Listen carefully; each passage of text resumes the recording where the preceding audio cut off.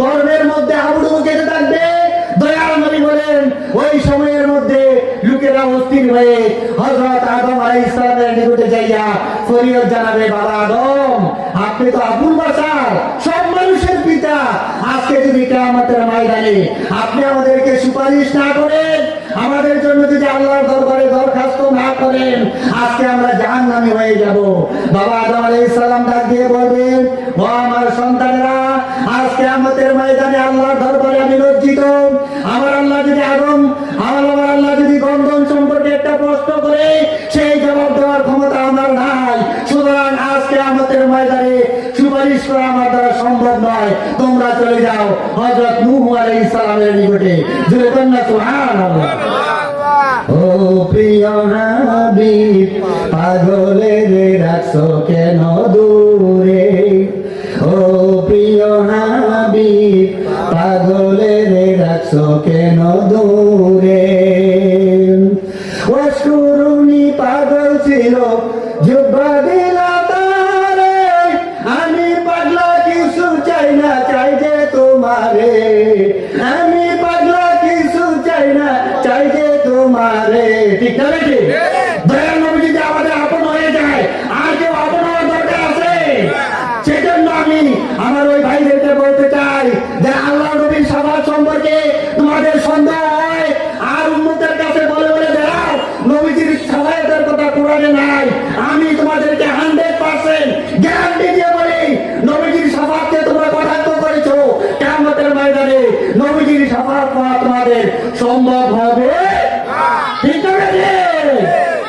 ও প্রিয় হাবিব, পাগলের রাখছো কেন দূরে? ও প্রিয় হাবিব, পাগলের রাখছো কেন দূরে? হযরত বিল্লাল পাগল হইয়া খুঁজে তোমারে, আমি পাগলা কিছু চাই না, চাই যে তোমারে। আমি পাগলা কিছু চাই না, চাই যে তোমারে। ঠিক আছে?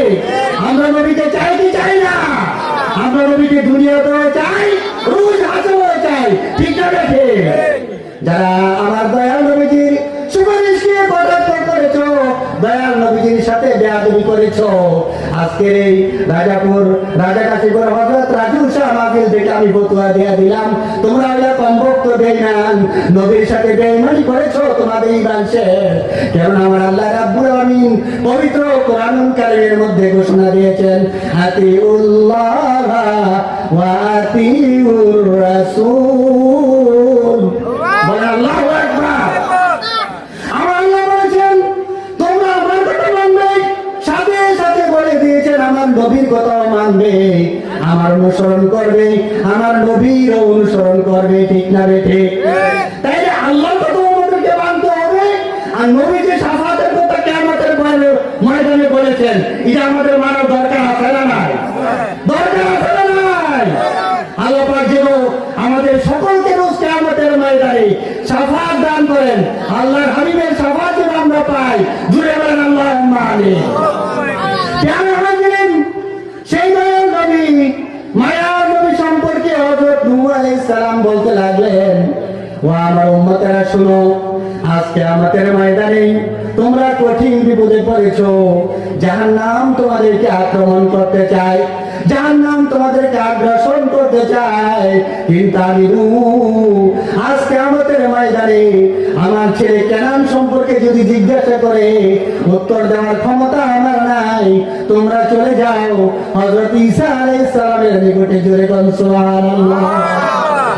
হযরত ঈসা আলাইহিস সালামের কাছে গিয়ে বলবেন, ও আল্লাহর পয়গম্বর, আপনার উপরে ইনজিল কিতাব নাযিল হয়েছে, মৃত্যু মানুষকে কবর থেকে আপনি জীবিত করতে পারতেন। জোরে বলুন সুবহানাল্লাহ। কবর থেকে মানুষ জিন্দা করা সহজ না কঠিন? একজন মানুষ আমাদেরকে বললো, আমরা কি কবর থেকে একজন মানুষ জীবিত করতে পারবো? আমাদের দয়াল নবীজি, মায়ার নবীজি কবরের উপর থেকে মৃত্যুবরণ করেছে, এখনো কবর দেওয়া হয় নাই। ওই ধরনের মানুষকেও আমাদের দয়াল নবীজি জীবিত করে দেখায় দিয়েছেন। ও আমার উম্মতেরা, উম্মতেরা তোমরা দেখো দেখো, শুধু ঈসা আলাইহিস সালাম নয়, আমি নবীও কবর থেকে মানুষ জীবিত করতে পারি। জোরে কোন সুবহানাল্লাহ। সমস্ত পয়গম্বরদেরকে আল্লাহ পাক যে মুজিজা দান করেছেন, সমস্ত পয়গম্বরদেরকে আল্লাহ পাক যে সম্মান দান করেছেন, সমস্ত নবী রাসূলকে আল্লাহ পাক যে ইজ্জত দান করেছেন, সমস্ত নবী রাসূলকে আল্লাহ রাব্বুল আলামিন যে পাওয়ার দান করেছেন, এর সবচাইতে পাওয়ার আমাদের আখিরি জামানার পয়গম্বর নবীজি মুহাম্মদ রাসূলুল্লাহ সাল্লাল্লাহু আলাইহি ওয়াসাল্লামকে আমার আল্লাহ রাব্বুল আলামিন দান করে দিয়েছেন। সবাই বলেন মারহাবা। আরবি ইসলাম ডাকিয়ে বলবে, যত বড় পাওয়ারই আমার হোক, যত বড় কিতাবই আমি আল্লাহর পক্ষ থেকে লাভ করেছি, আজকে আমাদের ময়দানে আমার আজকে সুপারিশ করা সম্ভব নয়। তোমরা চলে যাও যিনি নবীদের নবী, যিনি রাহমাতাল লিল আলামিন, যে আল্লাহ পাক যাকে সৃষ্টি না করলে কোনো কিছু সৃষ্টি করতেন না, যাকে আমার আল্লাহ রাব্বুল আলামিন মায়ার নবী করেছেন, দয়ার নবী করেছেন, রাহমাতাল লিল আলামিন করেছেন। মর্তকাল দেরি না করে আজকে আমাদের ময়দানে তোমরা ওই দয়াল নবীজির কাছে চলে যাও। ধরে কোন সুবহানাল্লাহ। আল্লাহর নবী, নূরের নবী, ও আপনি নবী আমার জীবনের জীবন। ঠিক আছে, নবী ছাড়া আমাদের কোন উপায় আছে? নবী ছাড়া বুঝতে আমাদের ময়দানে সাফার পাওয়া যাবে? সুতরাং নবীর সামনে কথা বললে বেজার হয় শয়তান, আর খুশি হয় আল্লাহ আল্লাহ রাসূল। জোরে কোন সুবহানাল্লাহ। আল্লাহর নবী, নূরের নবী, ও আপনি নবী আমার জীবনের জীবন। রাহমাতাল লিল আলামিন, আপনি উম্মতের জামিন, গুনাহগারের অতি আপনজন। আল্লাহর নবী, নূরের নবী, ও আপনি নবী আমার জীবনের জীবন। নবীজির এই সমস্ত মুজিজা দেখা বিবি খাদিজা জীবন যৌবন করিলেন অর্পণ। ও গো নবীজি, দয়াল নবী, মায়া নবী গো, আপনি নবী আমার জীবনের জীবন। ধন সম্পদ ছিল, চরণে সফিয়া দিল, বানাইলেন আপনের আপন। আল্লাহর নবী, নূরের নবী, ও আপনি নবী আমার জীবনের জীবন। আল্লাহর নবী, নূরের নবী, ও আপনি নবী আমার জীবনের জীবন। দেখিয়া হযরত বিল্লাল উম্মতের হইলেন কান্নার, নবী তাকে দিলেন উদ্ধার। আল্লাহর নবী, নূরের নবী, ও আপনি নবী আমার জীবনের জীবন। সবাই বলুন না মারহাবা।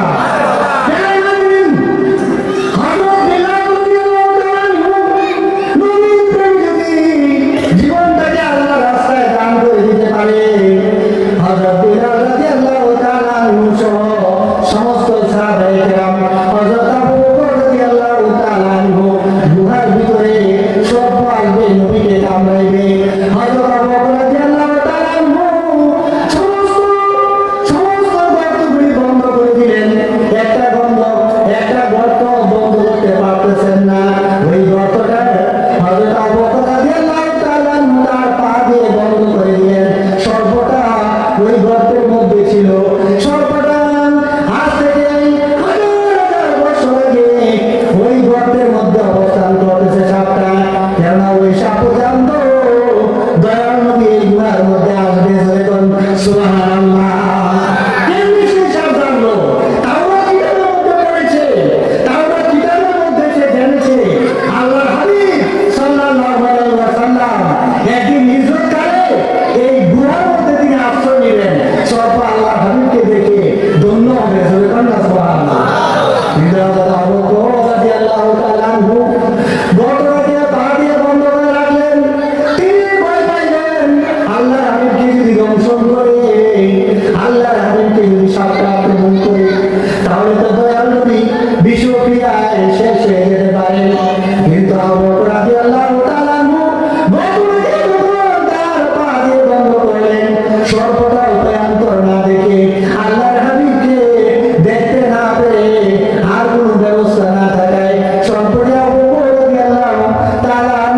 পায়ের মধ্যে সুর দিয়ে দিল।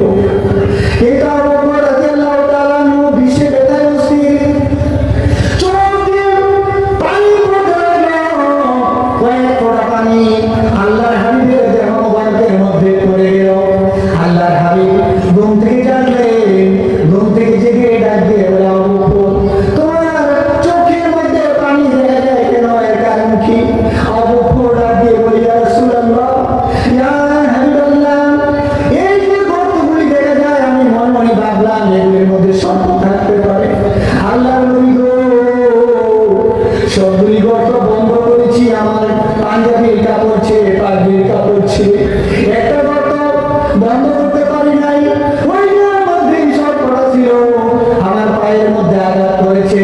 ইয়া রাসূলুল্লাহ, ইয়া হাবিবাল্লাহ, সর্পর বিশ্বে আমি অস্থির হয়ে যাচ্ছি। আল্লাহর নবী সাল্লাল্লাহু আলাইহি ওয়াসাল্লাম তার থুতু মুবারক দিয়ে হযরত আবু বকর রাদিয়াল্লাহু তাআলা আনহুর পায়ে বসায় দিলেন। সাথে সাথে বিষ ক্রিয়া বন্ধ হয়ে যায়। জোরে কোন সুবহানাল্লাহ। সর্বদা তোমাকেও সবল দিত না, আমাকেও সবল দিত না, কিন্তু ওই সর্প তার আশা ছিল আমি নবীর সাথে দিদার করবে, আমি নবীকে দেখবে, উপায়ান্তর না পেয়ে আপনাকে সবল দিয়েছে। আবু বকর সর্বদা তুমি মাফ করে দাও। হযরত মুসা আলাইহিস সালামের জামানা থেকে এ পর্যন্ত সে এই গর্তের মধ্যেই অবস্থান করতেছে। জোরে কোন সুবহানাল্লাহ। এমন দয়াল নবী, মায়ার নবী পাইলাম। আমার দয়াল নবী যেদিন দুনিয়ার জমিনে আগমন করলেন, সেদিন তিনি উম্মতের জন্য কেঁদেছেন। নবীজি দুনিয়ার মধ্যে আগমন করেছেন জান্নাত থেকে আল্লাহর হাবিবকে খেদমত করার জন্য। আল্লাহর হাবিবের মা হযরত আমিনা রাদিয়াল্লাহু তাআলা আনহাকে খেদমত করার জন্য আমার আল্লাহ রাব্বুল আমিন জান্নাত থেকে বেহেশতি মহিলা পাঠাইয়া দিলেন। জোরে কোন সুবহানাল্লাহ। ওই মহিলা আয়েশা হযরত আমিনা হযরত আমিনা সালাম ঘরের দরজায় দাঁড়াইয়া সালাম দিলেন। মা আমিনা ডাক দিয়ে বলেন, কে আপনি? আমি বললাম হযরত আলাইহিস সালাম, আল্লাহ রাব্বুল আমিন আল্লাহর হাবিবের খেদমতের জন্য পাঠিয়েছেন। ওয়া আলাইকুম সালাম, আপনি ঘরের মধ্যে প্রবেশ করেন। হযরত আলাইহিস সালাম আল্লাহর হাবিবের খেদমতে হাজির হয়ে গেলেন। জোরে বলো সুবহানাল্লাহ। আল্লাহর হাবিব দুনিয়ার জমিনে আগমন করবেন, আমরা আল্লাহ রাব্বুল আমিন জান্নাতি মহিলা দিয়ে আল্লাহর হাবিবকে ইস্তেকবাল জানাইলেন। জোরে বলো মারহাবা।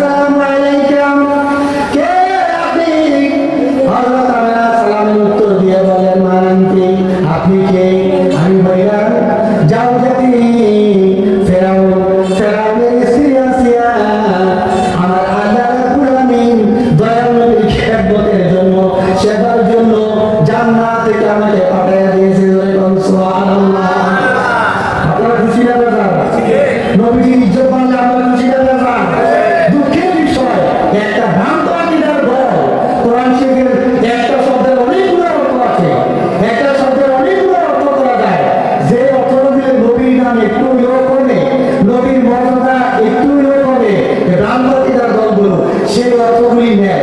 যেমন অবাজারটা দৌলান বাহাদা, আমার আল্লাহ পাক বলতেছেন, হে আমার হাবিব, আপনাকে আমি প্রেমে বিপুল পাইলাম। তাফসীরে কানজুল ইমানের মধ্যে আমার আল্লাহ রাব্বুল আলামিন ঘোষণা করে দিয়েছেন, আপনাকে প্রেমে বিপুল পাইলাম, আপনাকে আমি পরশের মধ্যে করে দিলাম, আপনাকে আমি সীমিত করে দিলাম, একটু ঘুরাইয়া দিলাম। আর সে অর্থটাকে মক্কার কাফেরদের মতো আলেম নামের জালেমগুলো অর্থ করে আল্লাহর নাকি নবী পথভ্রষ্ট অবস্থায় রয়েছে। সরে করে নাউজুবিল্লাহ। নবীর বিপদগ্রস্ত হয়ে তুমি নাম থাকবো? নবীজি আসছে এনে শুরু করে তুমি কোরআনের কিছু অর্থ বুঝো আর কিছু অর্থ বুঝো না। আমার আল্লাহ পাক আল্লাহর হাবিবের ব্যাপারে কি বলেছেন? ওয়াল্লাযী আরসালা রাসূলাহু বিল হুদা ওয়া দীনিল হাক্কি লিইয়ুযহিরাহু আলাদ দীনি কুল্লিহি ওয়ালাউ কারিহাল মুশরিকুন।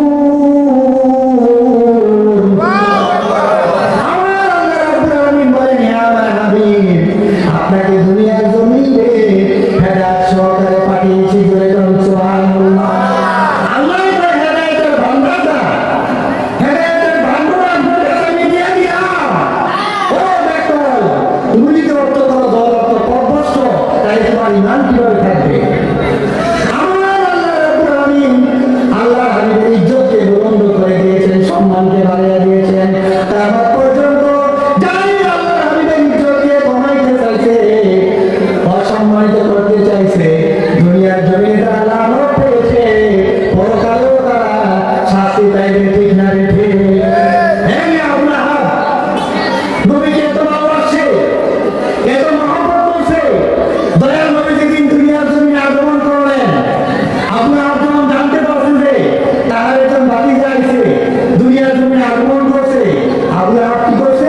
তার একটা সুহাইল নামের দাসী আছে, ওই সাহাবীর দাসীটাকে হাতের আঙ্গুল দিয়া ইশারা দিয়া মুক্ত করে দিছে যে আমার ভাতিজা মুহাম্মদ সাল্লাল্লাহু আলাইহি ওয়াসাল্লাম দুনিয়ার জমিনে আসছে, আমি খুশি হইয়া যাও দাসী তোমার মুক্ত করে দিলাম। জোরে কন্যা সুবহানাল্লাহ। কিন্তু দ্বন্দ্ব রাজি কোথায়? আল্লাহর সাথে আমাদের দয়াল নবী যখন কালেমার দাওয়াত দিলেন, ইসলামের প্রচার প্রসার করতে লাগলেন, ইসলাম সম্প্রসারিত হয়ে গেল, ওই সময় আল্লাহ দেখলো যে তার নেতৃত্ব বন্ধ হয়ে যাচ্ছে, সুদের ব্যবসা বন্ধ হয়ে যাচ্ছে, ঘুষের ব্যবসা বন্ধ হয়ে যাচ্ছে। এবার আল্লাহ হাবিবকে ডাক দিয়ে বলে, তোমার কথা শুনিয়া সুহাইল নামের দাসীকে খুশি হইয়া মুক্ত করে দিলাম। আজকে তুমি আমার বিরুদ্ধে, সুদের বিরুদ্ধে, ঘুষের বিরুদ্ধে, বাপ দাদার ধর্ম, মূর্তি পূজার বিরুদ্ধে কথা বলতেছ, তোমার লোক আমি একমত হইতে পারলাম না। জোরে বলেন না নাউজুবিল্লাহ। আল্লাহর হাবিবকে ঘোষণার জন্য, দুঃখ দেওয়ার জন্য আপনাদের স্ত্রী টাকা পয়সা রাখতো, আল্লাহর হাবিবকে হত্যা করার চেষ্টা করেছে। আপনাদের দুই সন্তান আল্লাহর হাবিবকে হত্যার জন্য চেষ্টা করেছে, কিন্তু আমরা আল্লাহ রাব্বুল আলামিন দেখেনি দেখে না।